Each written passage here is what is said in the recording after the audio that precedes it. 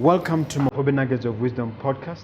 My name is Mompoloki Lerumo Mogobe. Our objective is to enthuse, inspire, energize, and empower entrepreneurs and entrepreneurs of all stripes here in BW and beyond.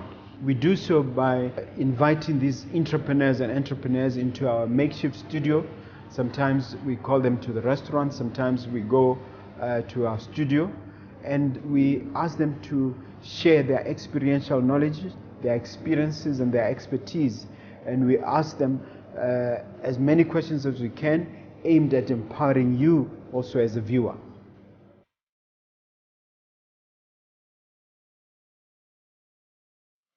Hello dear viewer and listener, my name is Mompoloki Lerumo Mogobe. Let me welcome you to yet another episode of Mogobe Nuggets of Wisdom podcast.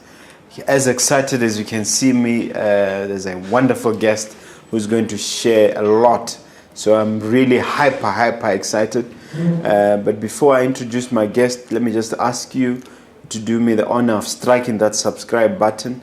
And also, any of you who are interested in partnering with us in terms of sponsorship, there's an opportunity available for you to come forward and hook up with us. We'll tell you how we can partner. And once again, thank you for your support, and thank you for coming, Mr. Mayanja. Mayanja. Yes. We really appreciate your coming to be part of our show. Thank you. Okay. Let's start with just a short introduction, maybe a condensed CV about you. Okay, I'll try to. I'm not used to blowing my own trumpet, but I'll make it a short one.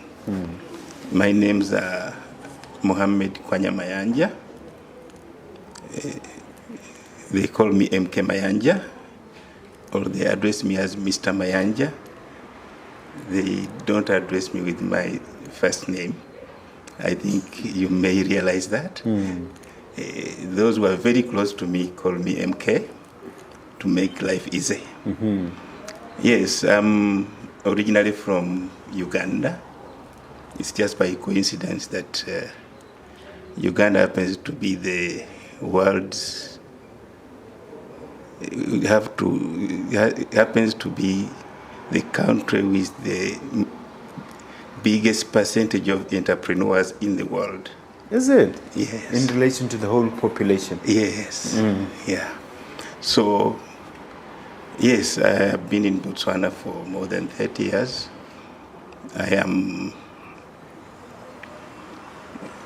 My short CV is I have a Bachelor of Commerce degree, BCom degree, from Makerere University with honors. And I'm a full member of the Chartered Institute of Management Accountants, CIMA. I'm a full member of Chartered Accountants here, CA. I'm a fellow, FCA, and I'm also a fellow of the Chartered Institute of Secretaries, which used to be ICSA. It's now Chartered Institute of, that is FCG, Chartered. I'm a fellow of Chartered Institute of Governance.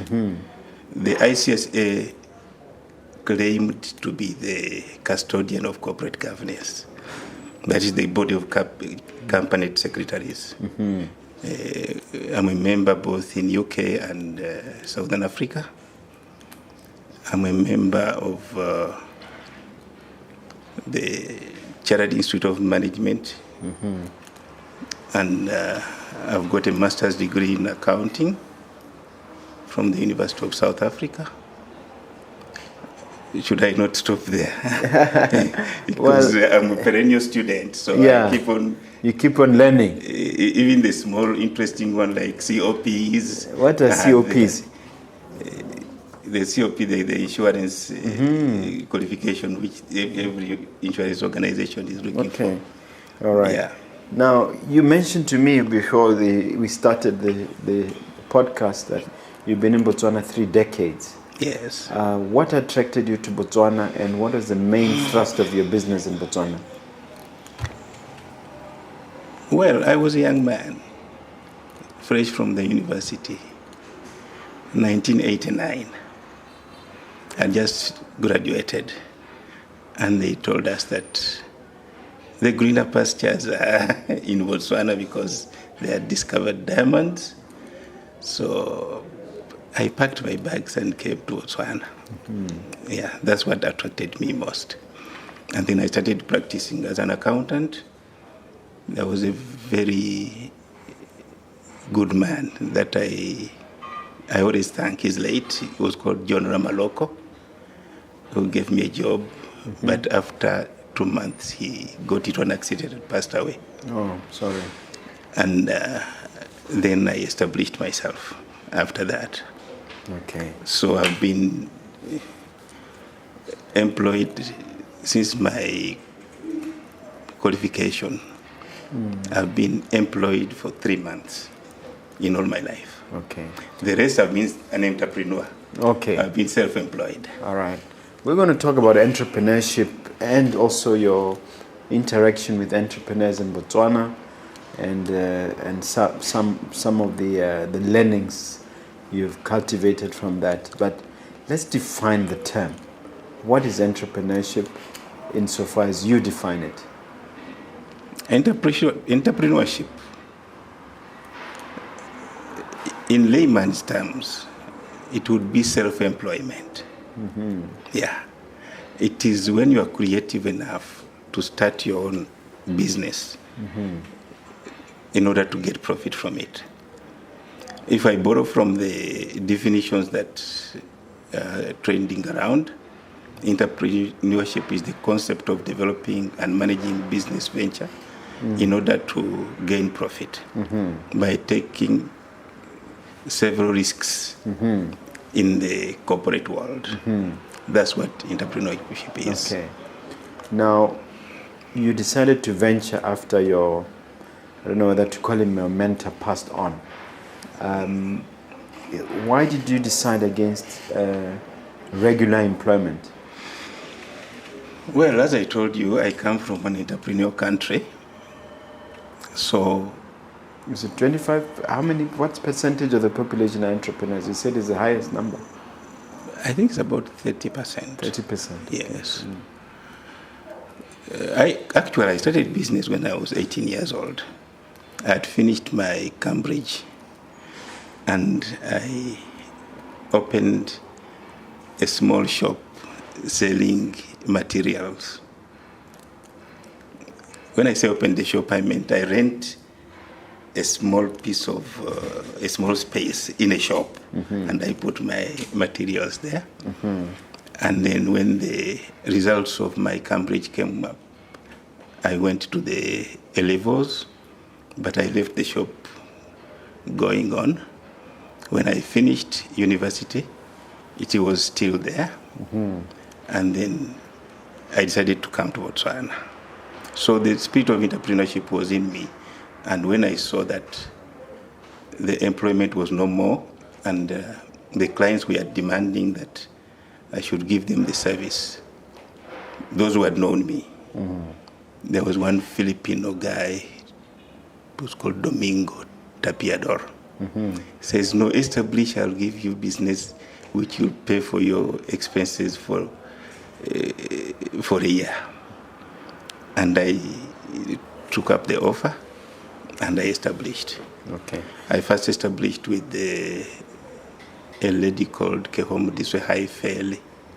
Kehomudiswe Haifele was the daughter of Letiane and wife of... We called her Kego.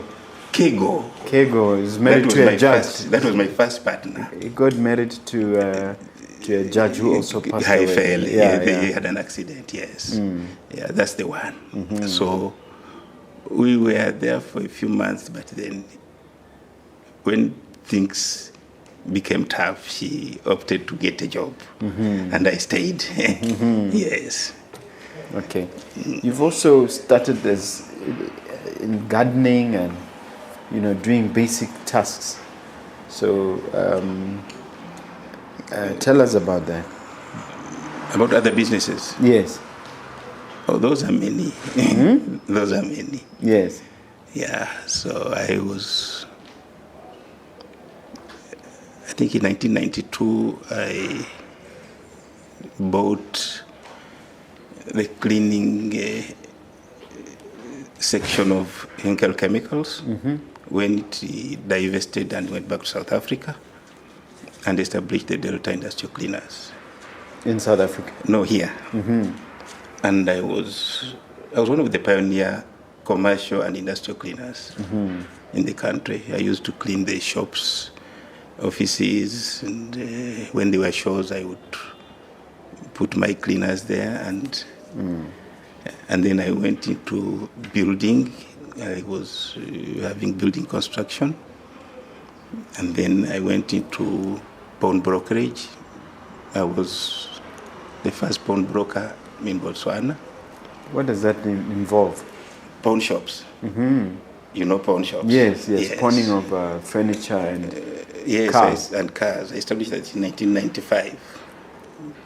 It is still going on, although at a smaller scale now. And then I went into construction again. I'm running blasting, rock blasting for the big pipelines. You know, like the North-South water carrier. Yeah, we do the blasting for the company, and they remove the rock. Wow. And I invest in all businesses which come my way. Yes. Do you know how many businesses you are involved in now that you've invested in? How many?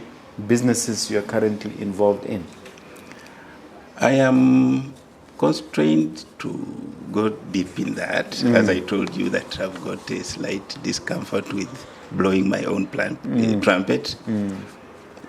Let me say there are many. Okay. Yes. All right. We're here to talk about entrepreneurship. Let's talk about, essentially you want to warn us about loopholes, right? Yes, sir. To avoid in establishing a company for it to be successful. Yes. So I want us to break it down topic by topic. The first topic is 50-50 shareholding. You're saying people should be careful about 50% shareholding. Why is that? Yeah, the notion of 50-50, in my suspicion, came from marriage in commune of property. Because when you are married in commune of property, you share 50-50. So when they are married in business, they thought, when we start a business together, it should be 50-50. And now, as Africans, we are embarrassed. We don't want to be greedy. So we start a mechanical engineering company, a garage. You are a mechanic, and I've got the premises. You can see the inequality there. You are going to come with the equipment, you are going to come with the know-how, you are even going to employ the people under you. And because I did not want to sound greedy, I said, no, since we are in business, let's share 50-50. That is a loophole in that at the end of the day, whether you like it or not, I'm going to realize that it is not fair. And I won't tell you because I'm still embarrassed to say so. So what am I going to do? I'll tell some of the clients to meet me at home.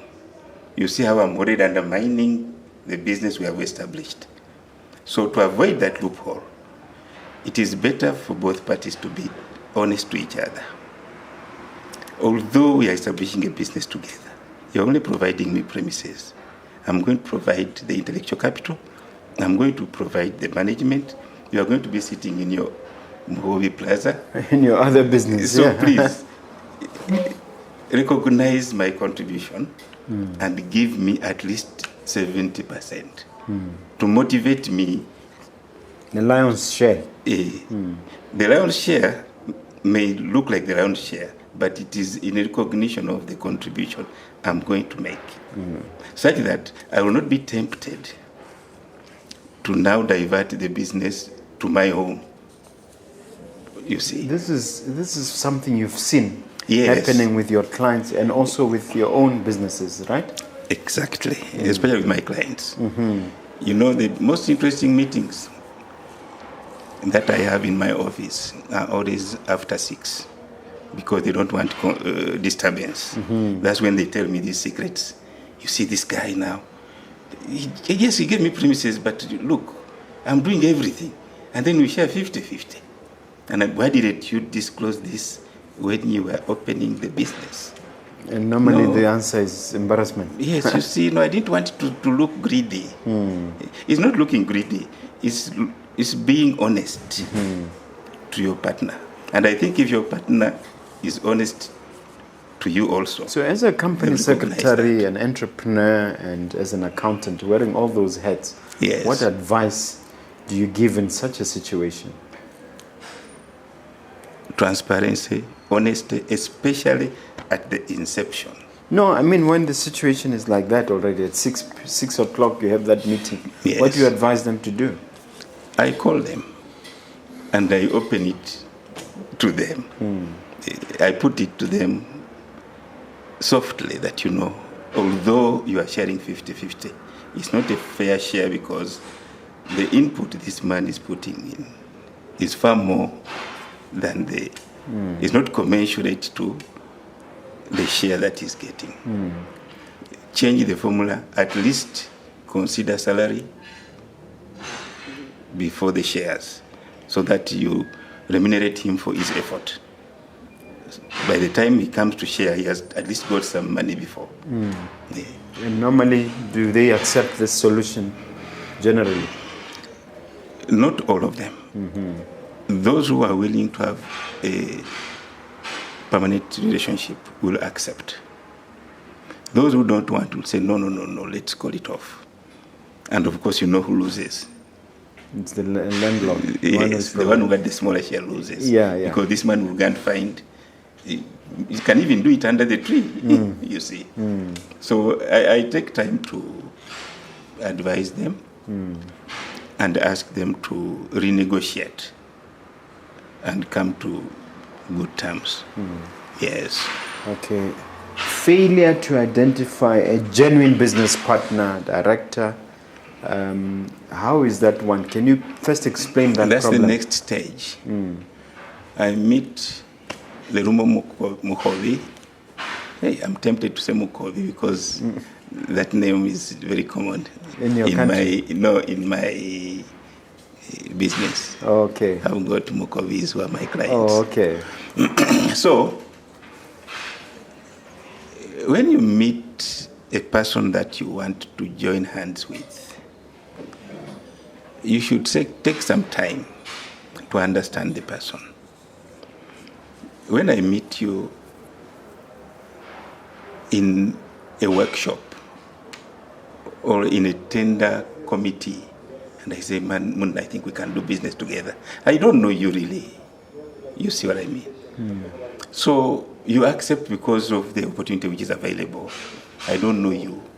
And then you come to me and you establish a company. And you give me instructions. We want to be directors in this company.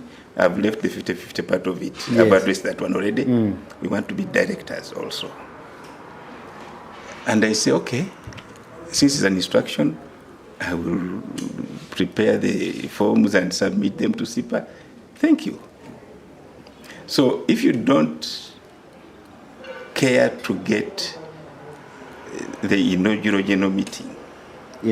meeting, which is supposed to prepare you, which is like some form of induction, which is supposed to be pre-incorporation, then you will find out after you have established, you've got your office as director, your office is here, my office is here.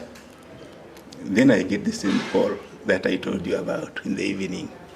I'm sharing this business with Mogobe. But now you see this guy. He's in the office, sitting, taking tea. But me, I'll go out there, look for markets. I'll go market our company. But when we come back here, he expects to be paid. the same money like me because we're both directors. Is it fair? No, it's not fair. You did not study the person you are getting in bed with.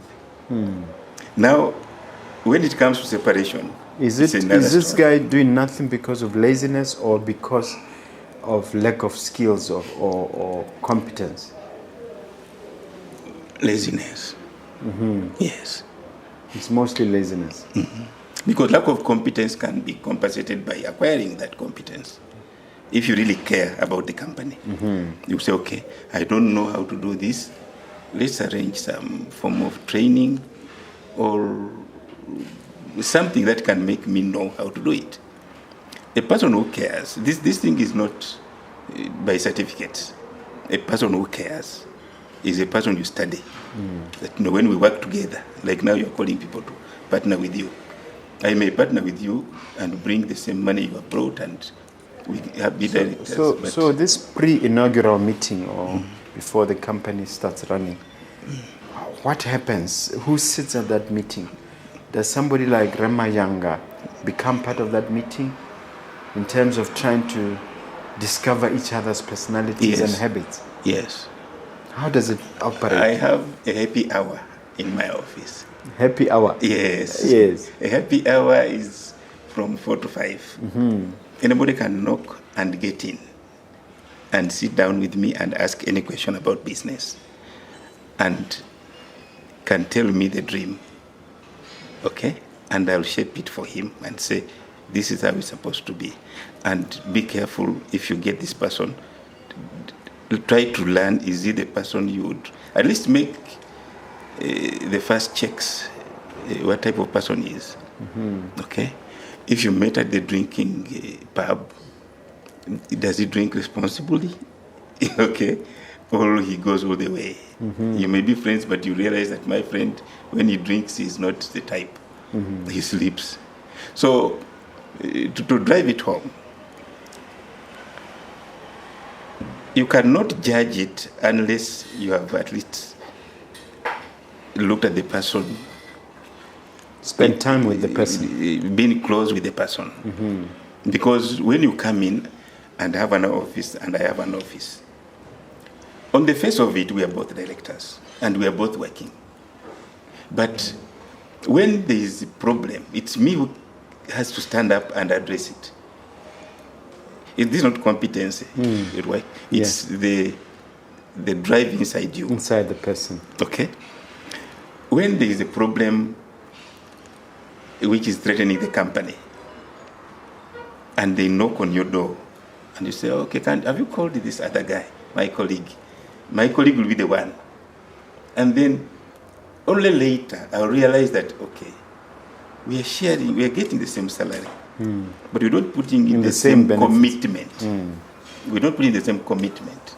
So then what will happen? The same story. I'll have now to consult other people. But can the commitment be 100% the same? No. Yes. It can't be 100% the same. So how do you deal with that? We have different talents. Yes. You may have a talent to deal with people. I may have a talent inside the office.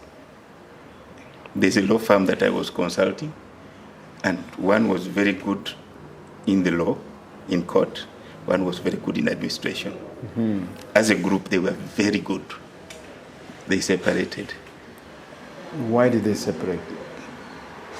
The reasons which I had. Yeah, but the guy who's good at let's use that example. The guy who's good at court, he's very, very good. He gets those judgments and he does the litigation. But all this means nothing if there's nobody at the office. Thank you. Managing the flow of clients, cultivating clients, and also marketing the firm. Thank you. So how do you then balance the two competencies? I'm not talking about a lazy situation. There's no lazy person here. Yeah, but they have different competencies. Thank you. So that is the one way, those are the ones who deserve the same pay. Yes. Now, if this one does not recognize that this one is the other arm of me, then there will be a problem.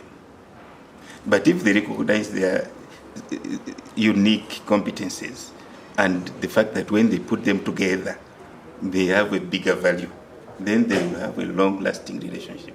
Yes. But taking the example of the law firm which you gave, Yes. why did that partnership fail? Sorry, if I discuss deeper in that, it may... Don't mention names, I'm but not going to mention names. I'm just trying to understand how it would fail, because they have different competencies. Is it because the litigation guy doesn't recognize the admin guy, or is the admin guy doesn't recognize the litigation guy? The litigation guy thought he could do the admin. The admin guy thought, I can also go to court. You understand? Yes. Because you are both lawyers. Yes. But you did not, yes, you can do both, but not as well as when you do them together in that unique combination. Yes. So in the end, you all get less. You understand? So whereas when you are together, the combination is perfect. So you tried to convince them, but it didn't work. Of course I did, but it didn't work. Yeah. And they are successful in their own ways, but I wish they could have stayed together. They would have made a very, very big Firm. Yes. One area that you said we must be careful of is the one deal entrepreneur. The one deal entrepreneur. Excuse me. Yeah, the one deal I have entrepreneur. to switch off this. Yes. Sorry, because I need to put it out. Can you... Okay. Yeah, it's off. Yeah. So let me repeat myself. The one deal shareholder, or the one deal entrepreneur, known commonly as a tenderpreneur. That was a very interesting experience in my practice. And it still happens. That you are running your show very well, and I come with one job, big job, and I say, well, for me to work with you, let's first go to your secretary and have a 50%. So, and then we change the signatory to the account, so that we sign together concurrently, so that when the deal comes in and they pay us, we are going to share the money and there will be no cheating.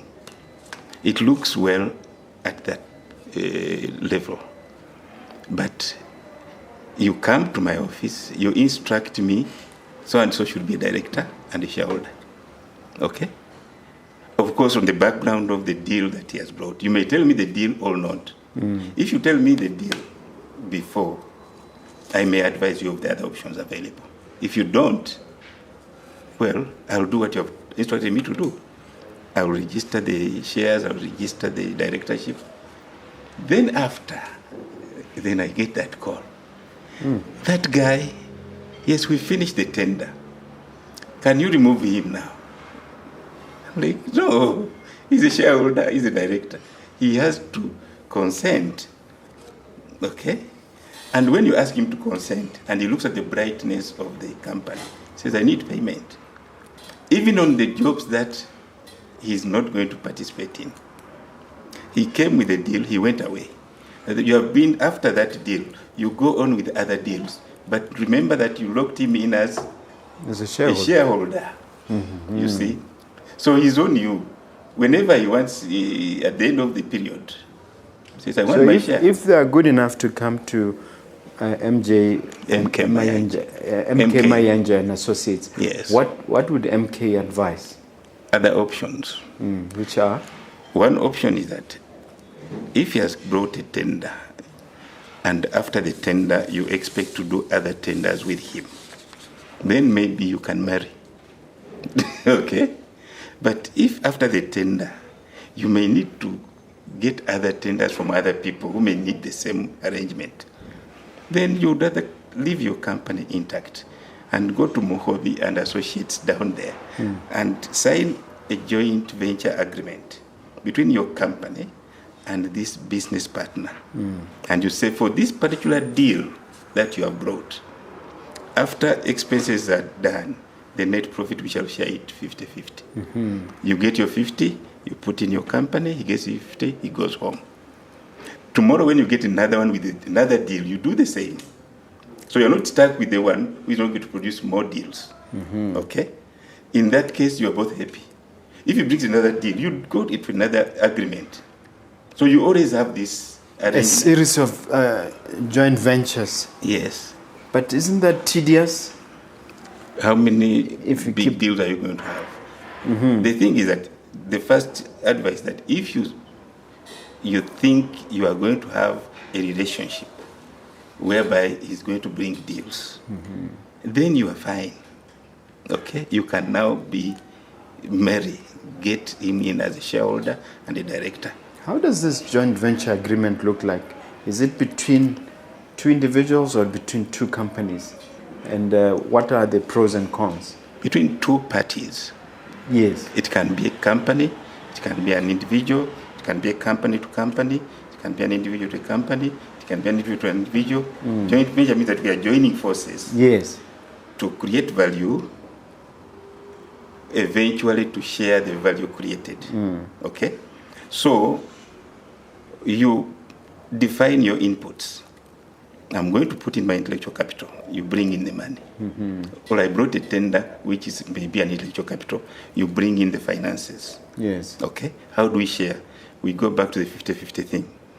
Is it fair to share 50-50 when I just brought a tender and you're going to bring in 5 million? Yes. You said, no, I'll take 30%, although I'm the one. I'd rather take 30% of something than nothing. Yeah. Well, you bring in your inputs, that's the first level. And then you define how are you going to manage that tender in terms of operations. Are we going to have a different bank account apart from this one, which we shall manage together? Is that what you advise? Yes. You advise that the bank account be separated. One for the joint venture. And you leave the others. You leave the others intact. Yes. So this joint venture, and then also, are we going to have a manager separate from us to avoid suspicion? You may have a neutral manager who manages the joint venture and gives you account. And then after that, after we have put in the inputs and determined the shares we are going to have, managed it well, are these managers going to be paid and how are they going to be paid? Am I part of the managers and will I be paid separate from the shares that I'm going to get? After that, then drop down to the bottom line, the benefits. When the benefits come, how do we share them? Okay. Okay. But generally, how successful are these setups with tenderpreneurs? How successful are tenderpreneurs in your experience? The majority of tenderpreneurs fall into the mistake of 50-50 shareholding. Before you know, they're both sitting in front of you and asking you, instructing you, please, can you put this man in my company? You only get problems when now he realizes after a year that after that tender he disappeared and I'm struggling. Can you now remove him? And say, but I can't remove him. He has to sign out. Do the courts ever assist in that regard? That's a very difficult thing, and I'm not... I mean, in removing a shareholder or... The law has its own weights and it handles such removals. It follows the Companies Act, it follows the common law, you see. So the one where there's a gray area, like, I didn't suspect that you are lazy. There is no law against a lazy person. You just get stuck to him unless then when you come in that evening, I advise you that, you know what, talk to each other man to man and resolve this issue. Then you won't need the court. You'll say, okay, but the truth is this. You brought in one thing 3 years ago. Why can't you leave my company? You see what I mean? Yeah. He may ask for something. Okay, give me 5,000, give me 50,000, plan I get out. And you may have to lose for you to get your freedom. Yeah. Yes. Okay. Another area that we want to talk about is with spouses, lovers and spouse shareholders. Yes. How do these relationships normally look like, and why don't you like them? No, I did not say I like them. I don't like them. I say I want you to make an informed decision when you are deciding to be involved with your partner, with your life partner in the business. And I want you to know how you approach it. Because it's not necessary that when you are married in community of property, you should be 50-50 in all businesses. Yes, when you come to divorce, they will look at the values you have created and take the 50%. But it can block your progress in creating value. I've got a case whereby this person has 50-50, married in the community of property. So he thought automatically the wife should come in to see that I'm not cheating, I'm not taking any money out. When they quarreled, the wife goes to the account and takes the money. Oh, he also gave her exclusive signing powers. Interchangeably. Oh, yeah, interchangeably. Yeah, either or. Yes. Because they had that trust and that love. At that time. At that time. But it just takes one quarrel. Yes. And the wife goes and takes the money. Okay, the wife has taken the money. What do I do? Nothing. Yes, you can go to court and take the long road. But how do you sue your own wife? It's tough.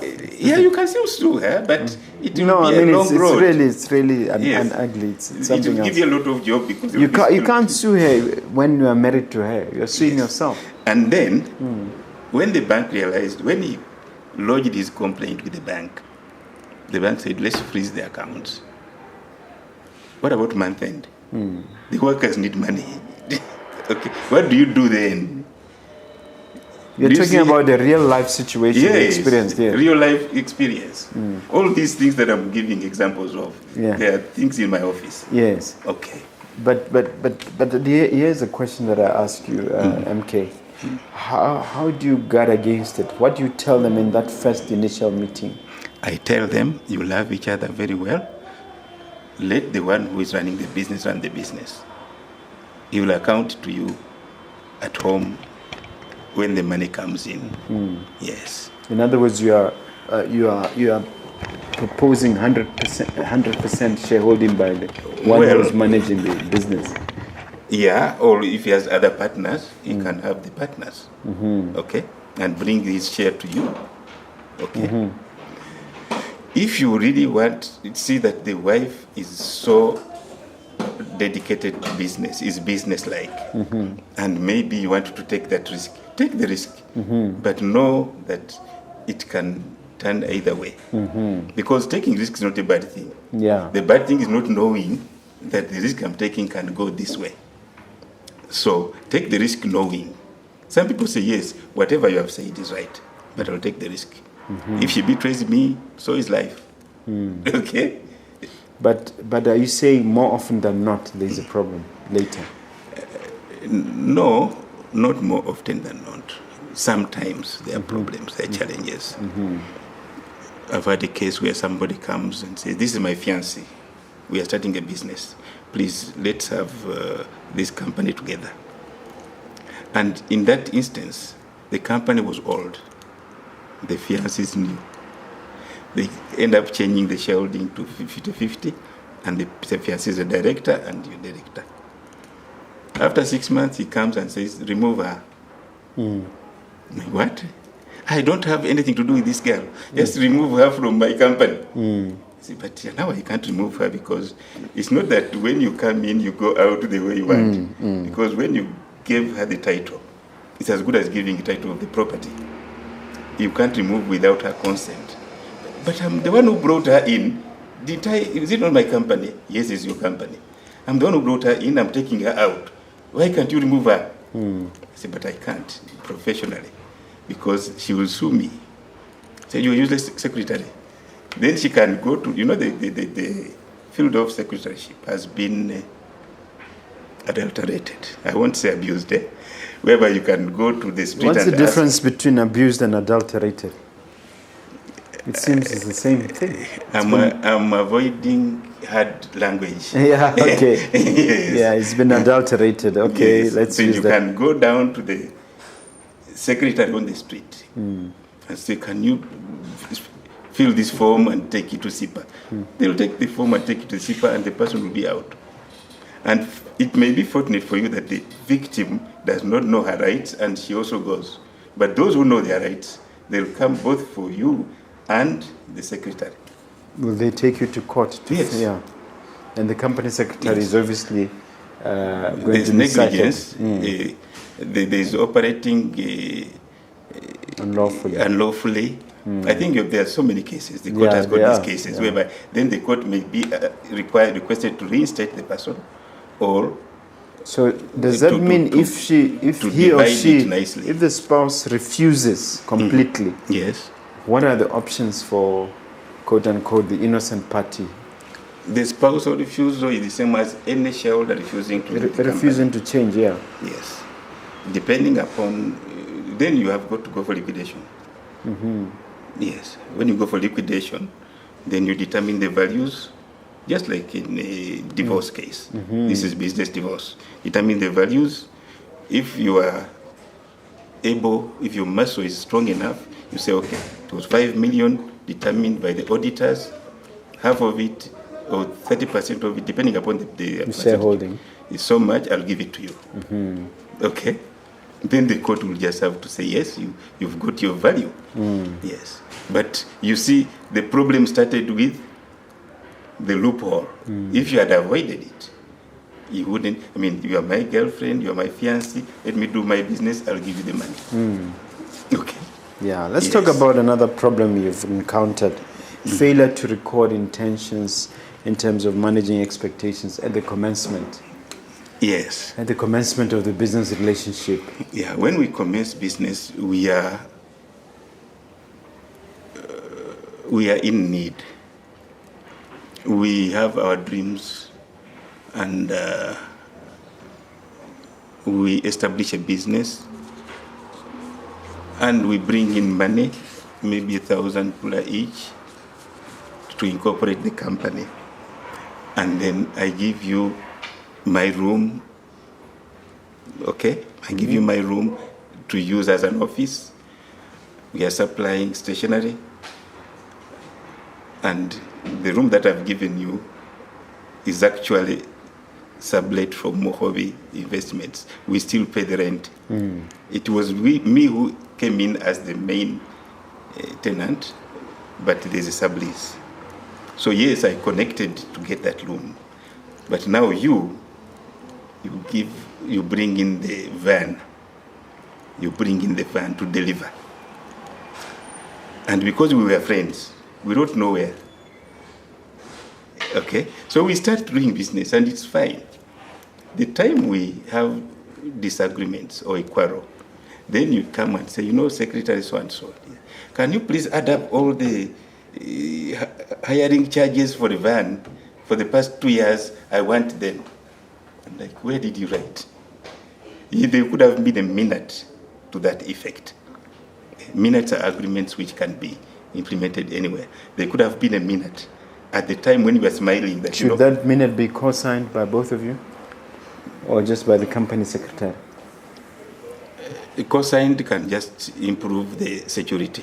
But the chairman and the secretary signing the minutes is sufficient, because they are going to call the two witnesses in court to say, did the meeting take place? That one is another field which we can discuss regarding resolutions which are abused in the banks, which you may have experienced. But it's a very interesting topic. Yes. It's a very interesting topic. I always have to fight with the banks about the abused resolutions which are not properly done. But if there is anything written that, okay, I'm going to offer my car, there is no money, yes. But when the money comes, I would expect that for the month that you have used my car, you'll give me some compensation. So you file it away at the secretary's office. When the time comes for you to demand, you extract that and say, well, you remember we agreed on this. But don't wake up in the morning and say, you know what, I need a new car. On the face of it, it looks fair that you use the car to do business, but you did not agree on how much and whether you should be paid at all. So the only thing to do when you are starting the business, put your cards on the table, record them. This is my expectation. If I give you that room, I expect you to pay this. I know you don't have money. Yeah, the other one, which is very interesting, is if you, I'll Just put ignore this it. away. If I am a professional and an engineer, and I come in, I expect that when we work together, I'll get some salary. Because you're a professional. Yeah, we don't have money yet, but when the money comes, we shall calculate some salary. Don't you wake up in the morning after 3 years when there is one tender and say, please, can you pay me 50,000 per month for the past 3 years? We didn't agree. Maybe I would have opted for somebody else. You see, so those things should be Spelled out. Recorded, so that each one's intentions are clear. So, but in law or in accounting, Yes. are such demands void if you come up with such demands after 3 years which were never recorded? Are they void? Are they unenforceable? It depends. I agree, in law there is quantum merit. You'll have to define that for the viewer. No, you will define that. Quantum merit, yes. They look at the realistic value that you have put in. But it will take you long going round and round in court, which would have been shortened if you had put it right.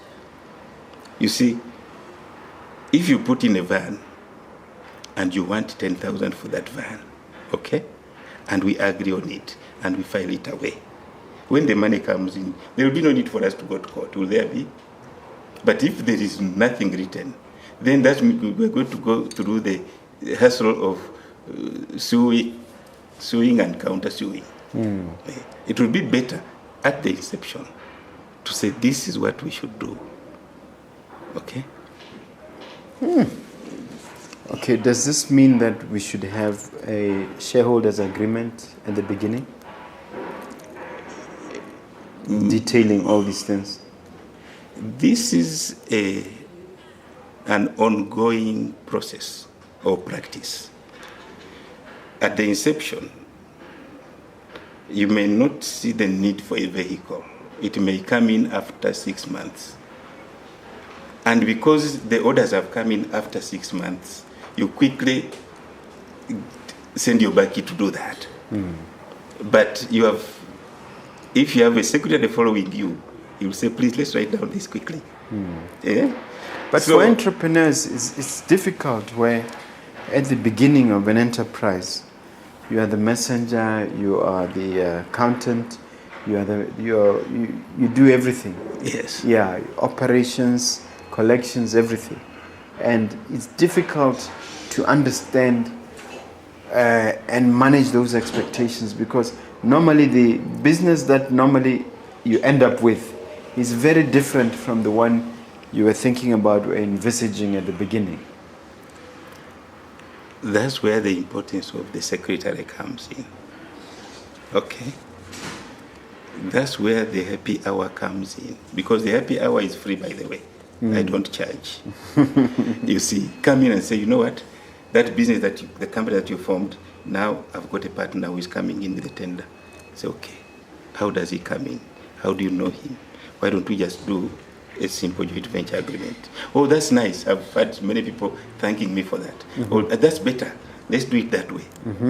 Okay? And they are happy afterwards. Then, of course, there are those who have got these challenges, and when you advise them, they go back and talk one-to-one, and they agree and come back and say, well, from your guidance, we have agreed to separate without fighting. Or we have agreed, I will pay him so much. He wanted so much, but I'll pay him so much, and it will be good enough. Yeah. Yes. Let's move on. This one goes to the issue of emotional intelligence, really. The temptation to throw fits and to throw tantrums and to show off as a director, quarreling with employees and so on and so forth. What has been your experience on that one? Yeah, my experience there has been destroying self-destruction, which comes from the feeling of importance that you get because you have opened a business. Okay? Is that arrogance? Yeah, that is one of the words you can use. But I call it a feeling of importance. It can come in a subtle way, whereby you come in the office and call the manager and insult him in front of me. Okay? As a guest, as a visitor? Yes. We're on a construction site and somebody comes and says, "Where is the foreman? You're so useless. Why did you do this thing?" You know? Yes. You were the boss, of course. And maybe you had the money from wherever you got it from. And maybe, but what do you think is going to happen to the foreman? He's going to lose trust in you. And if there's an opportunity he's going to be humiliated. If there's an opportunity to cheat you, he will cheat you. Because he's a human being. What about other workers who see that? They won't have the commitment. And you'll just see your company dwindling. There's nothing in the book which you can find to explain that dwindle, apart from the fact that you used that, you are the only one doing the self-destruction. The client comes and says, "I want you to change this from this area to this area." Say, "No, the agreement said so." Yes, the agreement said so, but I changed my mind. Be human to it. Don't say, "This is my company. If you don't want to walk away." Of course, I may not walk away because you may be the best person or the only person offering that service. But the next time I have to look for an option. The relationship is destroyed. Yes, I may have to look for an option. And you may be the best construction company, having very good finishes, but I may go to one which is below you, which delivers well. Explain how this behavior alienates customers and kills staff morale. Yes, we have just what I've just said is that when you come in with such braggadocio, yes, you'll find that, yes, they will fear you because they need the month-end payment, but they will only do what they have to do. They won't go the extra mile. Yes, because what the service they are offering they're offering to you is not appreciated. Compare it with a person where, in a construction example, where there is a problem with a bottleneck, which needed somebody to hire a compressor to remove the stone. Okay? Now, you are not there.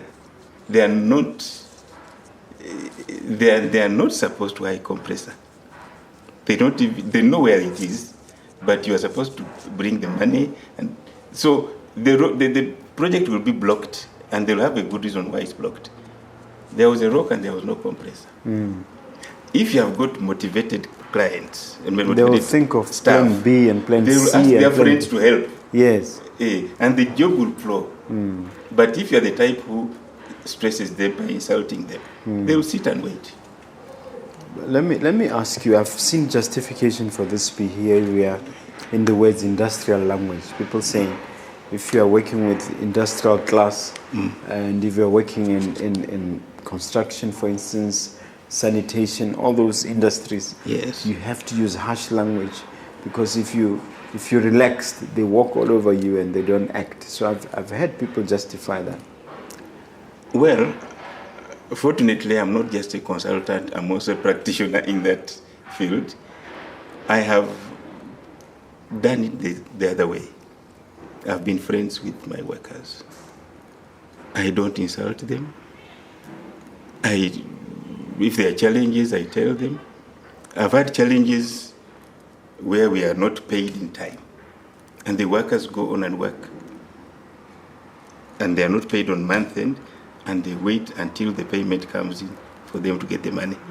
And I've seen companies where the workers stopped because it's within their right now. It's within their right to stop and wait for the payment. And so compare the two. The other one, who insults them, they say, we don't have to give you any more service. But when you pay us, we shall continue. This one says, no, but we haven't been paid this. The boss said the money will come. Let's continue. Because they know you have a relationship. So if you can develop that relationship, your company will be different from the others. So although the majority of the companies use vulgar language, use insulting language on their workers, there are those who appreciate when you don't. They will notice. They will notice the difference. I'll tell you, there's a time I was competing with my main contractor in the blasting field, and he wanted to take my workers. They said, no, we can't go to you. We're sick with this man. But they give me the reason why. When you understand our problems. You listen. Yeah. So yes, even if the person has more money, we are not going to go there because he fires and hires. Like that. Yes. But I've also heard, in fact, I've read it in books where they said it's important to maintain an arm's length relationship with your employees and not to be too cozy and friendly with them, that it tends to make things difficult for you in the future when you have to enforce something. What do you say to that? That's an opinion which is in the textbooks. When you come to the practice, there is a gray area. You may still be a hard person, but in a friendly way. If you have done something that needs me to fire you, do I have to insult you first? No. I can smile and say, well, you fired yourself. Yeah. Here is your letter. Yeah. If you are, I've seen it on the road. If you meet a traffic man who is going to give you a traffic fine, why does he have to be angry with you? He's just doing his job. They just, they just smile and they hammer you. The red light was there, you saw it. Here is your ticket. Why did you hit the red light? Who do you think you are? No, there's no need for that. Because you're also stressing yourself. Yes. Just say, well, sir, this is my job, and here is your word. So even in the companies, a person will know that I messed up and I'm going. Yeah. Another problem which I think I'm going to spend a little bit of time on is over-dependency on financial experts or accountants, which you say you've noticed. I think this one, first you have to give an example, and then we talk about it. Okay. This is very good with the tenderpreneurs. There is a tender, and they go to a professional, say, please do that tender and give me, I'm taking it somewhere. And he doesn't even know what is in the tender. It depends upon that professional to do that. All the CEDA applications, I think you've seen them. CEDA says, this is what we need. He comes to a professional like me, says, okay, do a cash flow, do a business plan. He does not get engaged anywhere. And then you go into your stock of companies that have a similar business, you remove copy and paste. Yes, you give it to him, he gets the money, you're a very good guy. But there is no future there, because once you give him the company, he does not even know how it's run. If you had engaged with that person, even for 1 hour, and say, okay, I may have copied and pasted, but you can actually use it to your advantage. This is how you do it. It would benefit this person, and he will become a better entrepreneur and not a one-day entrepreneur, whereby the CEDA is complaining, people are given money, they don't even do the businesses. There are some who actually care and sit with you and say, I've got this idea. Can we develop it? Yes, of course, you'll have to do some copying and pasting, but because the person is participating with you, he will learn from when you are preparing the business plan. Because they are applying their mind, they're getting involved. Yes. Let him not just come and say, have you finished? I want financials, please, financials. You come with financials which he doesn't even know. And then when it's challenged, because I've seen many cases whereby they now call the director to come and explain. Says, Mang is the one who did it.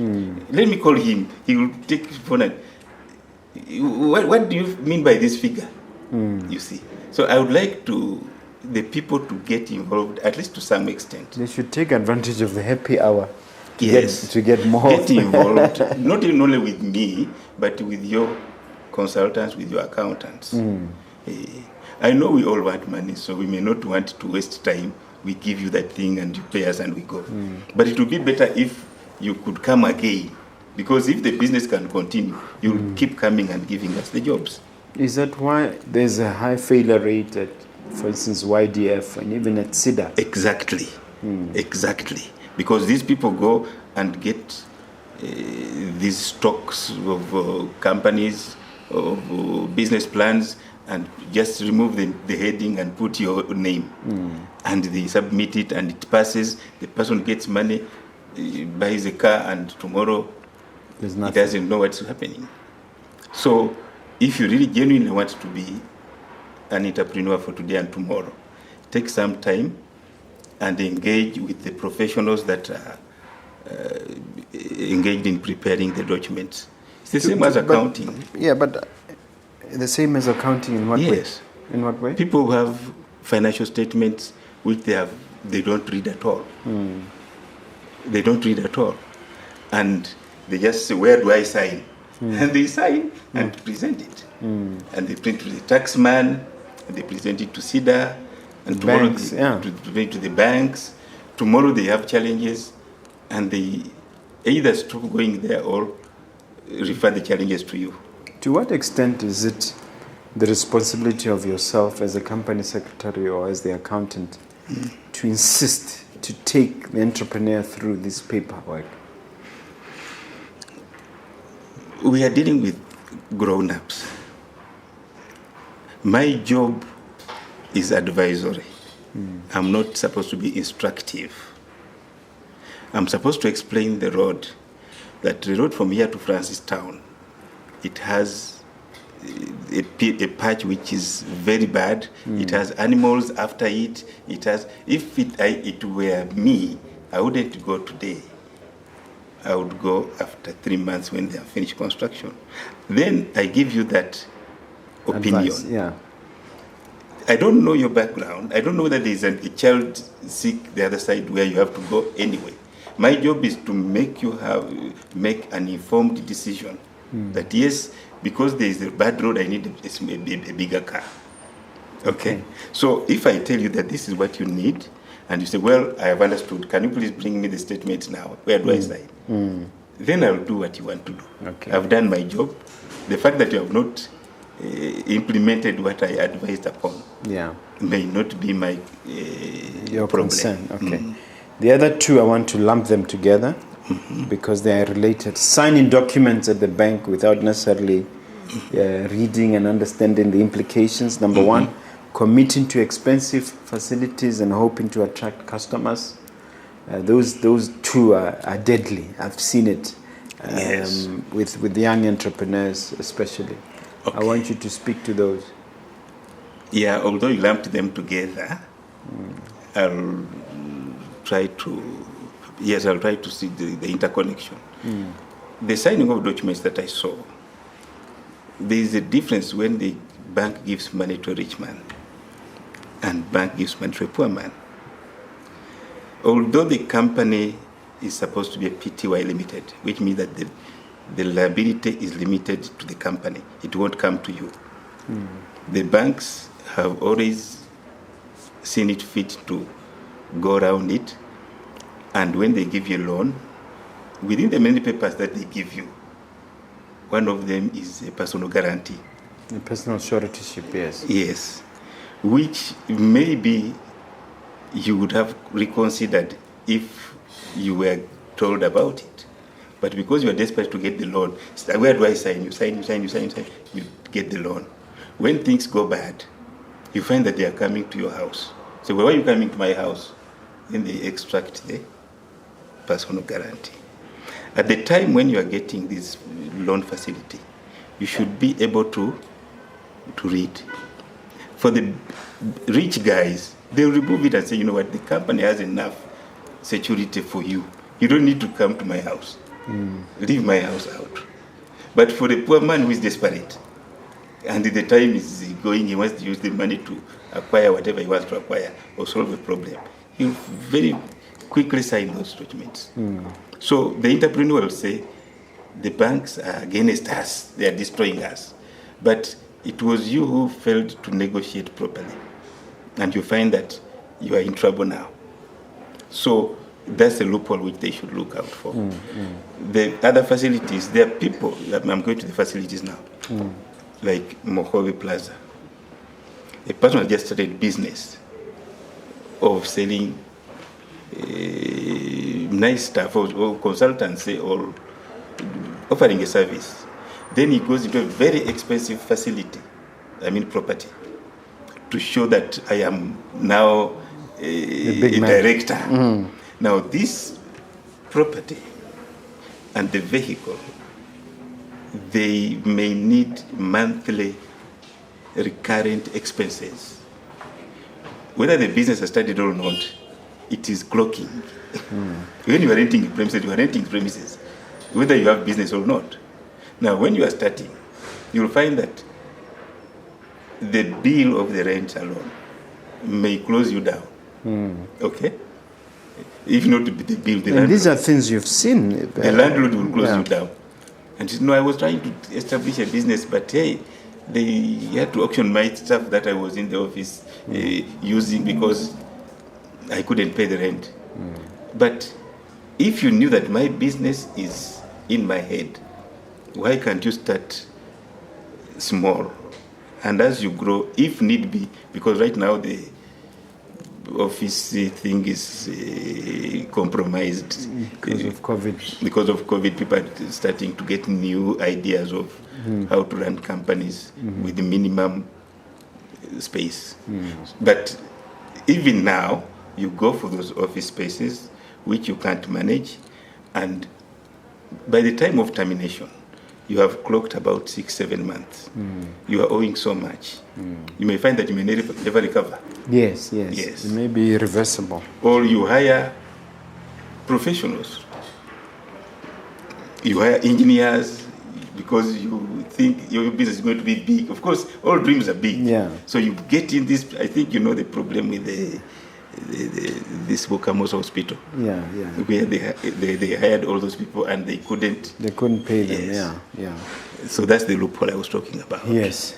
Okay. Running away when the going gets tough. Is this for people who don't have perseverance, who don't have grit? You know, running away when things really get ugly. You've seen this happen. No. It's for everybody. For everybody. Right now, as we talk about COVID effects and whatnot, a lot of people are under stress. This is the time that you have to talk to your consultant, you have to talk to everybody who can help you to understand the situation. You know, there is this story which a lot of people have when they are talking about their businesses, the success story. You know, I started very small, I suffered a lot, I really had to sacrifice. Everybody has that story. And then now, I'm okay. They're lying. They're lying. It's never okay. It's never okay. You can be okay for 5 years, then you are going to get another blow. And you have to struggle through it. There's always a blow coming. Yes, it comes, and depending upon your resilience, you may either die or come up again. I've seen people go to zero. A good example is the last president of US, Donald Trump. He has been bankrupted 4 times, at least that are recorded. But he kept on coming up. So during this period that entrepreneurs are having these challenges, they should be advised that it's part of life. It can come. I've had my personal problems as a businessman. I've lost about 40% of my property portfolio. Oh. Yes, because of the excessive less income which cannot commensurate with the expenses, and you find you lose the properties. But what do you do then? Do you cry and go home? Yeah. No, you bounce back and start from that zero. So I'll tell the businessman, I know how it feels. And go back there. You already have accumulated knowledge in that field. And expertise. Yes. That knowledge, even if you start again, it will not be like the one who is starting afresh. Yeah. It can help you to actually bounce back faster. So the entrepreneurs should be able to be resilient. Okay. Now, as we close, what is the 5 to 10 year outlook for, even 15 years outlook for Mohammed Kwanga Mayanja, MK Mayanja and Associates? Both you personally and the brand. The brand, because I'm supposed to be coming towards retirement. I don't believe in retirement. Same. I don't believe in retirement, especially if your job is in the head. I can always give advice. I think I want to grow the brand even more. I have come to love the job very well, the business of consultancy. And the fact that I'm also a businessman makes my client come closer to me, because when I say I know how you feel, I genuinely know how you feel. Yeah. So when I give you advice and say, don't give up now, it will come around. They will understand. It's based on... And now it becomes a hobby. When you see somebody coming up that you have actually given advice, and the person coming back to you and saying thank you. You know, when you grow, there's a time that you feel a thank you may even be better than 1,000 pulla. Thank you. And the person knows that, yes, I came from one step to another because I was given advice. By MK. And I was comforted when I had these issues by MK Mayanja. Yes. So in terms of 15 years, what will we see? Are we going to see more offices, or are we... What can we hope to expect? Yes, there'll be 1 or 2 more offices. I don't expect to open very many offices. I'm bringing up my children who may need to be more aggressive than me. I've got 2 guys who are now doing Bachelor of Accounting at UB, and others who are coming up. So they may take over from me and continue. I'll be there with them anyway. Yeah. If I don't die, that is. Yeah. If I die, I'll be there even when I'm in my spirit. Death, in spirit. So yes, there'll be some growth in that field. As far as business is concerned, that one has no limit. The sky is not the limit. Okay. It's beyond. I'll open more businesses. I'll try all other businesses available. The property business, I'll go back to the property business. And that one it's always steady and solid, isn't it? Yes. I'll go back to the property business. I think it will come up again. Yes. The construction business, I've been there for the past 10 years. I'll continue. Maybe that one will grow because it can grow beyond the country. Okay. Yes. So do you have a question for me, sir? A question for you. You're allowed 1 question. Okay. I didn't... If there's no question, we can move on, no problem. It's not compulsory. Okay. Why did you come to me? Why did I come to you? Yes. I felt you had something to add. I felt that we needed to have this conversation. I've known you for years, even though we didn't know each other personally, but I've known you that are involved in business and in this community. So I wanted you to share your story. And part of what I do here is to promote other people's businesses whilst learning from them. And if I can expose my viewing audience to experienced, seasoned entrepreneurs such as yourself, I jump on that opportunity in a heartbeat. So that is the real reason I came to you, sir. Have I exhausted my questions? Yes. Thank you. Now look at that camera.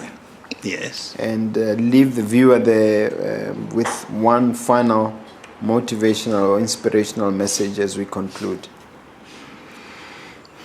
Yes, dear viewers, my motivational inspiration message is that don't ever give up on your fortunes because of bad luck. Thank you very much. Thank you. When people want to reach you, give them a physical address and all your contacts, both on social media and elsewhere. My office is at plot 882 Independence Avenue. My contact telephone is 3914-644. I know that one is people don't use landlines anymore. There is 7214-3161. And social media? No, I'm not yet on social media. I'm developing that. There is the IT guy who is divided. Email address? Mayanja. MK Mayanja at gmail.com. Then there's Mayanja at mega.bw. Yeah. Okay. Thank you very much, sir. You've shared so generously. We appreciate your coming. Thank you very much. Okay.